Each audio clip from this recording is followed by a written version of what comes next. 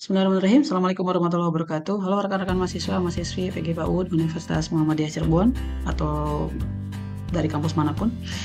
Baik, hari ini coba kami akan melanjutkan untuk di minggu yang ke-7 ya, untuk minggu ke-7 topik keterampilan membaca pada anak usia dini di mata kuliah metode pengembangan bahasa. Oke, topik hari ini cukup menarik, yaitu salah satu keterampilan membaca pada anak usia dini, di mana keterampilan ini mungkin banyak sekali orang tua yang berpesan kepada lembaga ataupun guru di sekolah untuk, ayo dong anak saya ajarin baca dong gitu ya. Kalau memang membaca itu wajib untuk anak usia dini atau seperti apa, dan bagaimana stimulasinya. Nah, yuk kita akan sama-sama menyimak di video yang ke-7 ini.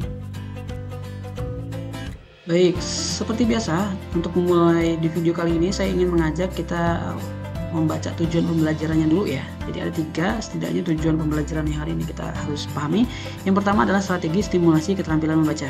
Ya, jadi bagaimana sih kita merancang suatu stimulasi ya untuk anak kita, kemudian bagaimana kita bisa mengajarkan huruf demi huruf, fonem sampai kepada teknik awal membaca anak usia dini. Ya, jadi ini penting. Kemudian terakhir yaitu kita bisa memahami apa sih, kenapa sih harus membaca itu, apakah penting gitu ya dalam perkembangan anak usia dini itu seperti apa. Oke, tidak berlama-lama lagi, yuk kita lanjut ke slide berikutnya. Baik, berikutnya saya akan coba untuk menjelaskan tentang tahapan kemampuan membaca. Ya, ini saya diambil dari seorang ahli bahasa, Jan Eshkol. Dia berpendapat atau memberikan tahapan-tahapan terkait dengan reading development atau tahap-tahap pengembangan membaca.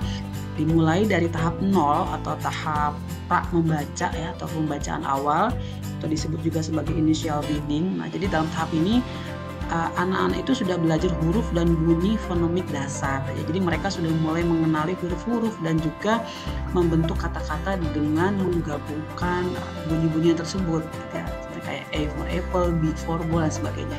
Nah, kemudian yang berikutnya adalah tahap 1 atau step 1, yaitu prerequisite to reading, tahap pembaca awal. Nah, jadi ini anak-anak sudah memahami hubungan ya antara huruf dan bunyi, serta mulai juga membaca kata-kata sederhana. Mereka juga sudah mengembangkan pemahaman tentang hubungan fonemik dan juga grafemik dan sebagainya. Yang berikutnya adalah tahap 2 ya, atau tahap fasih atau tahap decoder. Tahap ini melibatkan pengembangan keterampilan decoder, di mana anak-anak dapat membaca dengan lebih lancar. Ya, mereka juga sudah mulai membaca teks lebih panjang dan tentunya sudah memahami konsep dasar membaca. Nah, berikutnya tahap 4 yaitu ada memahami beragam sudut pandang. Nah, maksudnya apa? Jadi ini adalah sudah masuk kepada tahap pemahaman. Ya, tahap reseptif bahasa ini kan membaca. Nah, dia sudah memahami itu. Ya, jadi reading for understanding tahap yang ketiga ini. Jadi pada tahap ini tahap keempat ya, tahap keempat ini anak-anak sudah membaca untuk pemahaman ya. Tahap yang ketiga ya, membaca untuk pemahaman. Mereka dapat mengidentifikasi ide-ide utama dalam teks dan juga mulai berpikir kritis tentang apa yang mereka baca. Nah, kemudian di tahap yang keempat yaitu tahap pemahaman yang dalam atau reading to learn. Jadi memahami beragam sudut pandang. Ya, jadi tahap ini melibatkan pemahaman yang lebih mendalam. Anak-anak sudah membaca teks yang lebih kompleks, digunakan untuk mempelajari informasi yang lebih rinci. Ya, kemudian di tahap terakhir yaitu ada tahap 5 yaitu membaca multi perspektif atau mengkonstruksi dan merekonstruksi. Ya, jadi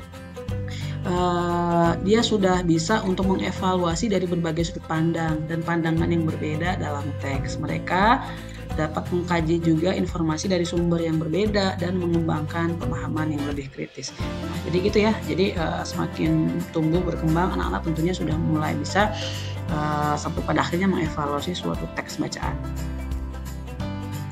Baik, langsung kepada stimulasi keterampilan membaca pada anak usia dini. Bagaimana sih cara menstimulasinya? Tentunya banyak sekali langkah-langkah yang bisa kita ambil. Yang pertama adalah dengan membacakan sebuah cerita.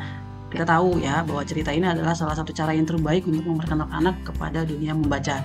Baca cerita pendek, mengenalkan buku pada anak sesuai dengan usia mereka, sampai kepada menjelajahi berbagai macam gambar yang ada di buku. Kemudian Dengan seperti itu kita bisa mengembangkan minat pada cerita dan kata-kata dalam bukunya. Kemudian yang kedua, bisa juga kita menyusun suatu kata dari huruf gitu ya. Contohnya kita bisa mengenalkan huruf-huruf sederhana seperti huruf A, B, C dan seterusnya gitu ya. Sampai kepada ajak juga anak untuk merangkai huruf menjadi kata gitu ya, sampai A itu untuk membentuk kata apel, B bola, seperti itu ya, menggunakan kartu huruf. Kemudian juga mungkin bisa juga menggunakan flashcard ya. Kita tahu bahwa yang namanya flashcard itu kan sudah banyak ya tersedia dimanapun itu, nanti yang bisa kita beli atau bikin sendiri ya. Jadi dengan menunjukkan kartu-kartu kepada anak dan berikan sedikit informasi tambahan tentang kata atau huruf yang ada di kartu tersebut ya, ini juga bisa mengasosiasikan juga antara gambar dengan kata-kata. Jadi ini pun bisa menjadi stimulasi. Dan yang paling penting adalah tetap ya tadi ada dukungan positif ya. Jadi sering mungkin kita memberikan pujian kepada anak dan dukungan positif lah gitu ya ketika mereka belajar membaca ya. Jadi tidak menggunakan metode drill seperti itu. Nah, untuk yang pertama yaitu kita akan coba untuk bagaimana sih pembelajaran huruf yang baik untuk anak usia dini ya. Tentu kita sudah lihat ya di sini ada flashcard ya, B for beer, R for rabbit gitu ya, A for airplane, B for bus dan sebagainya. Nah, jadi flashcard ini saya rasa ini sangat efektif ya untuk mengenalkan A for Z ya, dengan ilustrasi yang menarik, yang bagus gitu ya, yang sesuai dengan tema yang diminati oleh anak ya, sampai kepada nanti pada akhirnya anak mampu untuk mengucapkan ulang hurufnya ya, mengasosiasikan huruf itu dengan suatu objek tertentu ya. Nah, jadi ini salah satu cara yang efektif saya rasa untuk mengenalkan huruf untuk anak. Flashcard-nya yang menarik tentunya ya, pertimbangan warna dan dengan cara bermain tentunya. Nah, kemudian setelah huruf anak bisa hafal, huruf vokal A, I, U, E, O, A sampai Z anak tahu gitu kan. Maka berikutnya adalah kita mempelajari tentang fonem. Apa sih itu fonem? Jadi fonem itu seperti bunyi-bunyi ya yang membentuk suatu kata. Ya, jadi ini adalah tahap penting dalam perkembangan membaca dan tentunya menulis bagi anak.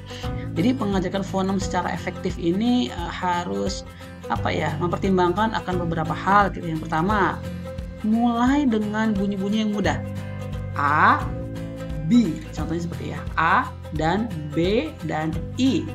Hurufnya untuk A, B dan I itu bukan A, B, tapi A, B. Nah, jadi menghubungkan huruf dengan suara ini penting bagi anak untuk bisa difahami atau mungkin dilatih seperti itu. Ya, jadi sering-sering mengajak untuk pembelajaran fonem ya, bunyikan suaranya dan juga tentunya dengan cara berulang-ulang gitu ya. Jadi ini penting ya. Jadi kita mungkin bisa bermain permainan bunyi gitu ya, sampai kepada main percakapan. Contohnya apa bunyi yang Anda dengar di awal kata apel? Coba huruf pertamanya apa? A, kan seperti itu. Nah, itu juga bisa dipakai ya. Jadi ajarkan juga huruf-huruf konsonan ya saya rasa ya. Jadi tidak hanya huruf vokal, nggak apa-apa ya, untuk juga bisa dengan lagu-lagu tentunya.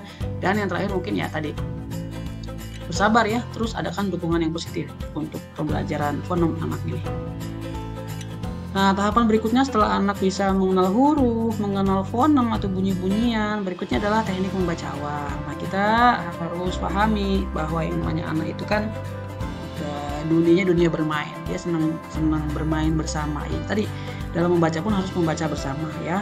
Ajak keterlibatan orang tua, senang membaca ya, tentu anaknya pun akan suka membaca gitu ya. Bacakan buku-buku cerita ya. Kemudian juga beri buku-buku yang mungkin menarik minatnya ya. Misalkan ini ada contoh bacalah ya, kaki ku keko. Jadi huruf fonem K, A digabung dengan huruf konsonan yang disebutkan menjadi K. Ini kan mudah ya. Kemudian mengikuti dengan jari mengenali kata-kata kunci. Jadi ada yang namanya teknik metode atau membaca SQ 3R, survey, read, review. Survey, question, read, recite, dan review. Ya, ini mah untuk yang sudah membaca mahir ya. Nah, jadi untuk membaca cepat itu seperti itu. Jadi mendapatkan gambaran umum dulu tentang bacaan, kita lihat-lihat dulu, kemudian kita bertanya terhadap bahan bacaan itu apa, kemudian kita mulai membaca, mencari jawaban, sampai kepada nanti mengulang-ulang informasi dengan bahasa sendiri atau recite, dan akhirnya kita review atau meninjau kembali bacaan. Itu mungkin kalau untuk teknik membaca untuk kita ya, untuk orang dewasa.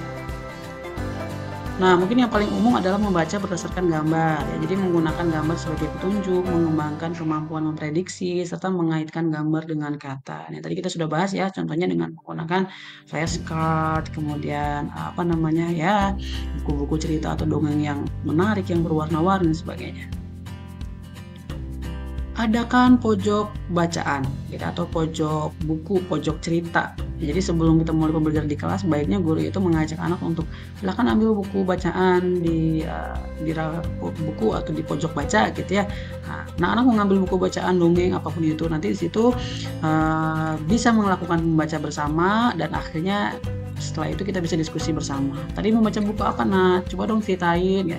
Walaupun anak-anak mungkin belum bisa membaca secara lengkap, setidaknya dia melihat gambar dan akhirnya mau untuk menceritakan, itu pun sudah membaca gambar gitu ya, membaca berbasis cerita ya. Apalagi sekarang di pemerintah itu sudah ada yang namanya pembelajaran berbasis buku. Nah, ini penting ya untuk bisa diterapkan di anak-anak. Berikutnya, kenapa sih membaca itu penting dalam perkembangan bahasa anak usia dini? Nah, tentu ya teman-teman, kita membaca itu kan sangat penting ya dalam perkembangan bahasa. Kenapa? Yang pertama adalah karena untuk membangun suatu kosakata. Jadi ketika kita mengenalkan buku bacaan kepada anak ini, anak-anak pasti akan mendengar suatu kata-kata baru. Ini membantu tentunya anak untuk memperluas kosakata. Ya, memahami struktur bahasa gitu ya. Melalui membaca tentunya anak-anak akan memahami cara kata-kata digabungkan untuk membentuk suatu kalimat. Mengembangkan kemampuan mendengar itu pun salah satu alasan kenapa pentingnya membaca ya. Dan akhirnya mempersiapkan juga untuk kemampuan menulis. Jadi mengenal huruf, akhirnya dia mampu untuk merangkai suatu huruf atau kata atau mungkin kalimat pada saatnya nanti gitu ya. Seperti itu. Jadi memang ini penting sekali ya sebagai pendidikan awal yang lebih baik untuk anak. Jadi anak-anak itu terbiasa untuk bisa membaca sejak usia dini.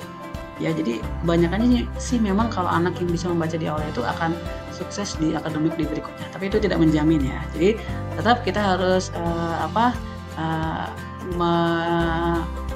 mempertimbangkan atau memperhatikan terkait dengan pembelajaran berdiferensiasi. Artinya setiap anak istimewa, setiap anak memiliki kecepatan atau mungkin perkembangan yang berbeda-beda. Ya, jadi just go with flow saja dan ajak anak untuk terus senang membaca. Nah, bisa juga nih salah satunya adalah dengan cara membaca dalam konteks sehari-hari, yang biasanya mungkin kita ajak anak-anak main kemana, ya ke toko apa, kita lihat label apa, kita tanya, nah ini huruf apa, ini bacanya apa ya, ini huruf apa, ini bagaimana, seperti itu. Jadi dari label-label produk, tanda-tanda simbol-simbol di jalan, itu pun salah satu cara yang bisa kita lakukan untuk mengenalkan huruf, fonem sampai kepada kata kepada anak. Tantangan dalam pembelajaran membaca yang pertama adalah kesulitan fonemik. Apa itu maksudnya? Nah, jadi fonemik ini adalah kesulitan dalam mengenali, memahami, dan juga menggunakan bunyi-bunyian ya dalam kata-kata. Jadi ini bisa mencakup kesulitan dengan bunyi konsonan, vokal, atau mungkin penggabungan bunyi-bunyian gitu ya. Nah, gimana sih cara mengatasinya? Nah, penting untuk memberikan dukungan tambahan nih ya kepada anak. Misalkan seperti terapis bicara gitu ya, dan juga membantu anak memiliki pengalaman-pengalaman secara langsung. Kurangnya motivasi, nah ini juga sama ya. Jadi kurang motivasi, anak itu kehilangan minat dalam membaca. Mereka itu mungkin suatu kegiatan yang bosan dan sulit mungkin ya. Kemudian yang terakhir adalah adanya kesulitan konsentrasi. Ya, jadi tantangan ini membuat anak sulit untuk mempertahankan perhatian mereka. Jadi ya cobalah ya buat sesi membaca ini lebih pendek dan sering daripada. Jadi membuat membacanya itu singkat-singkat saja ya, daripada panjang-panjang ya. Jadi kita bikin yang simpel-simpel, yang pendek-pendek seperti itu. Jadi fokus pada membaca bersama anak untuk membuat pengalaman lebih interaktif.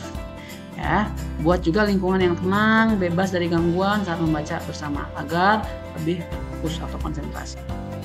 Nah, bagaimana cara mengatasinya nih? Nah, tantangan dalam pembelajaran membaca. Yang pertama adalah kita harus adakan pendekatan secara individual. Jadi tadi ya, kemampuan perkembangan anak itu kan berbeda-beda ya, memiliki variasinya masing-masing atau sesuai dengan kecepatannya masing-masing.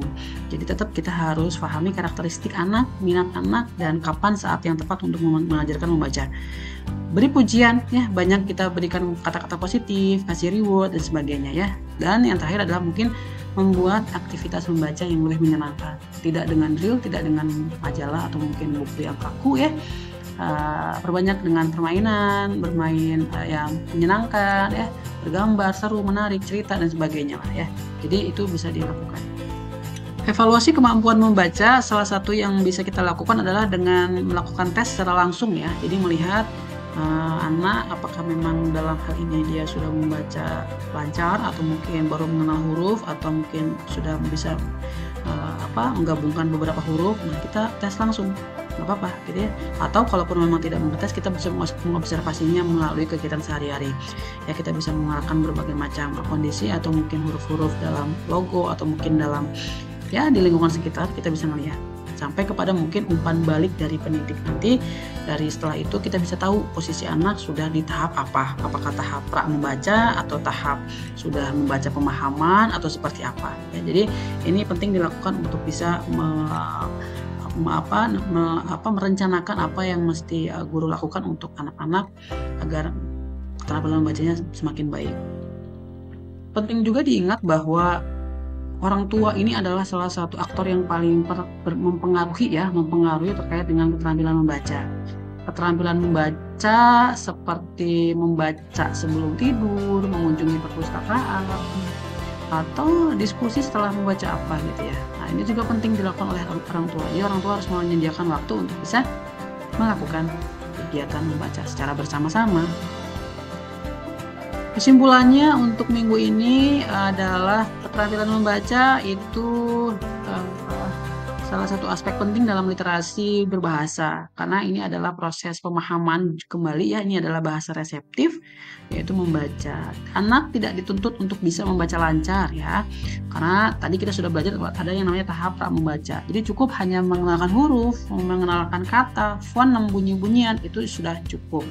Ya, tidak perlu kita menargetkan kurikulum atau menargetkan bahwa anak usia dini atau TK itu sudah bisa baca. Ya, jadi mohon untuk para orang tua bisa untuk lebih perhatian dan memahami bahwa anak usia dini itu adalah hanya pengenalan pra membaca, tentunya dengan cara bermain yang menyenangkan gitu ya. Itu mungkin kesimpulannya ya. Tadi sudah teknik-tekniknya sudah kita bahas ya. Ada teknik fonemik gitu ya, teknik kata, huruf dan sebagainya. Ya, demikian video singkat di pertemuan yang ke-7 ini ya, mudah-mudahan bisa dipahami. Adapun nanti mungkin tugas dan juga diskusi online, silakan bisa aktif di e-learning ya. Saya rasa itu, silakan kalau ada pertanyaan boleh nanti disampaikan di kelas, dan diskusinya jangan lupa dikerjakan ya, tugas asesmennya, kuisnya juga jangan lupa dikerjakan. Terima kasih, saya akhiri, ketemu lagi di pertemuan berikutnya, di video berikutnya. Assalamualaikum warahmatullahi wabarakatuh.